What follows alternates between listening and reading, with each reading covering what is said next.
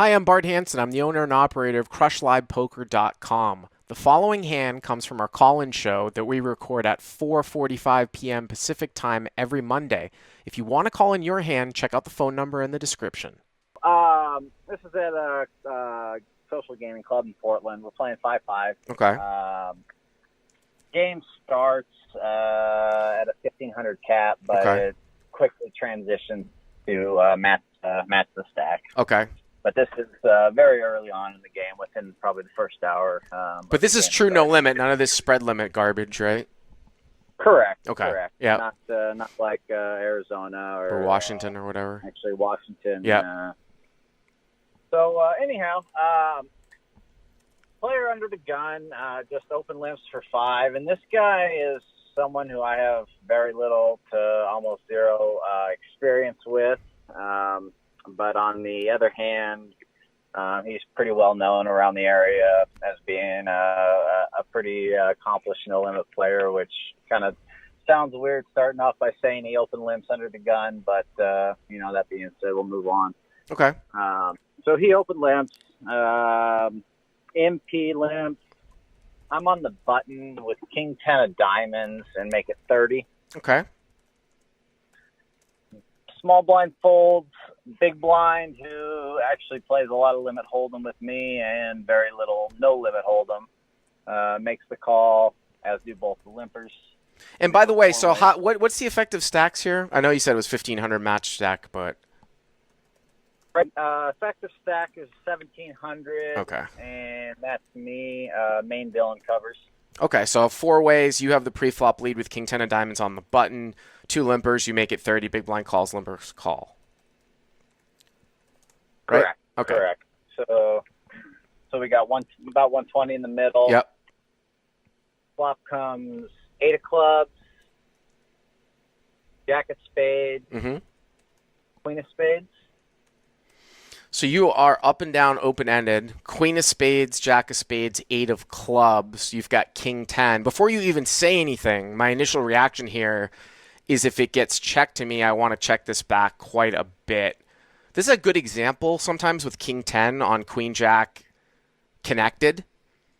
Or when you have King Queen on a Jack 10 X board.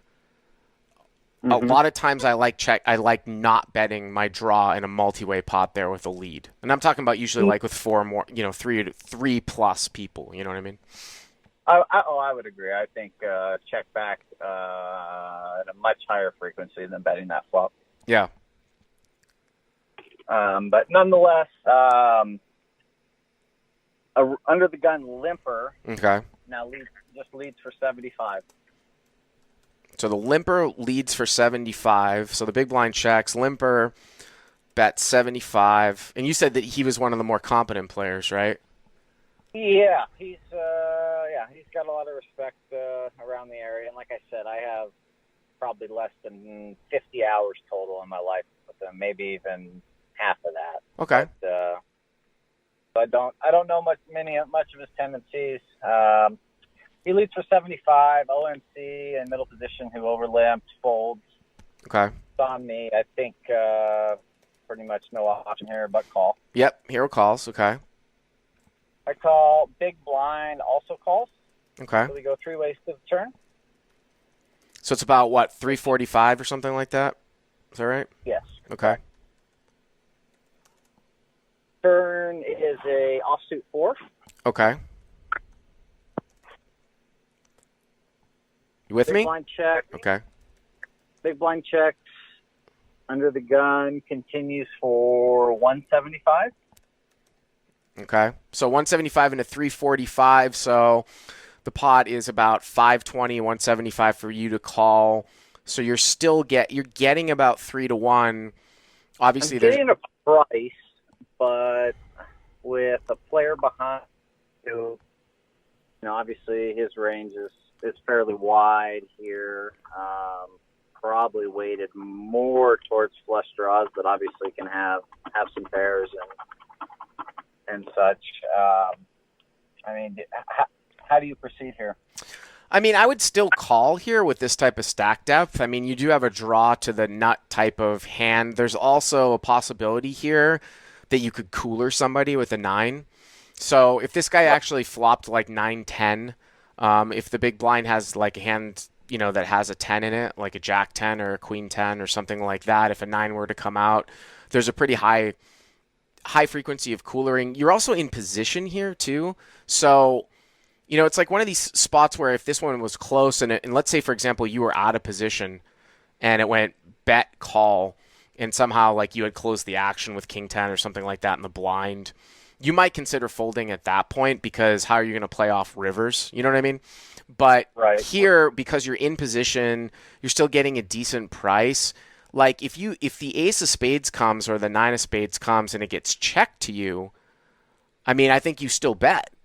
You know what I mean? Like if the guy's a good player and he's leading a flush draw, the limper, he's not going to check when it gets there, I don't think, at the end with you being the preflop raiser. Right. And I don't know, the big blind, I mean, you say you play limit with him, so is he going to be tricky, like checking a flush? So I think that you have the advantage of position here where it's close. I would still call. Okay, and that's what I did. Okay. And big blind also calls behind. Wow, okay. So the river? And the river rolls off an offsuit king. Okay. Offsuit king. Okay.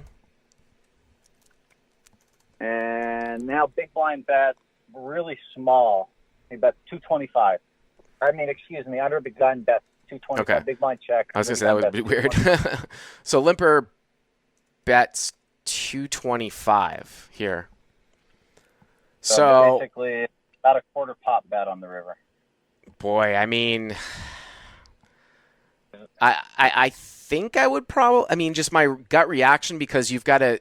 So you have to play this. Your hand has to be stronger here, right, to call, because you've got the big blind in there as well. So right, it'd be. This is basically the only real question in the hand is the river. Yeah, I mean, here's the thing. So like, if you had somehow were playing heads up in this spot where, the limper led, you called, and everyone fold, and then you see this action, and the limper bet turn, and you call, now the river, the limper bet at the end here, it's still probably close, but it's much more of a call when you don't have to deal with the big blind behind you. Because when you're dealing with this small sizing here and you're in the middle, I think the big blind could easily have run. I mean, there's a possibility the big blind could have 2 pair here and is not betting the river. Which could be like a king queen type of hand. I'm trying to think. I mean, yeah, probably like a king queen. You probably shouldn't overcall turn with like king jack or something like that. But right, and also too, who knows? The big blind, if he's a limit player, he could be scared. Like he could have flopped like jack 8 and just be like, I don't know what I'm doing here. I'm just gonna check call down. You know what I mean? Because it's like right. I just want to go down. Yeah, so exactly. I would tend to lean towards folding here. I think that if the limper is any type of player and he's missed like a flush draw, this is not a good card to bluff at here at all. Even if he's giving a price. Ever going to use sizing as a bluff? Well, that's what I'm saying. Like to bet 225, I mean, you can under bluff sometimes, but to do this on this card into 2 people is pretty questionable. Another hand that he might have that came in as a draw would be ace 10, right? Which is a double gutter, which now makes the nuts here at the end. Right. It's questionable if you would go for this type of sizing, but I would probably lean towards folding here with the guy behind me, and maybe I would call with the guy not behind me, but I think it's tough when you've got the big blind behind you here. Yeah, exactly. Yeah, I couldn't agree more. I think if we're heads up on the river, we just cry call and expect to lose a lot of the time.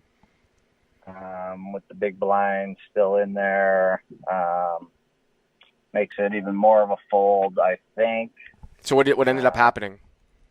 I end up cry calling, big blind folds what he says. It was a nut flush draw, Yeah. I believe. Uh-huh. And under the gun, Limper has 9-10? Rolls over pocket 8s for bottom set. Bottom set. Okay, yeah, that's another hand that would make sense. I was just trying to think of the hands that would limp here and lead. I mean, actually, now that I think of it, ace 10 is probably going to be a raise. So yeah, it's like 8s or queen jack or something like, you know what I mean, something like that. But or 9-10 suited. Right. You There's know, just there's just not enough in there that I can beat. I don't think. I just wanted to see your thought with the weird sizing on the river. yeah, yeah. I mean, I think again, you're getting about 5 to 1, but I would just err towards folding here because there's a guy behind you. But thanks for the call.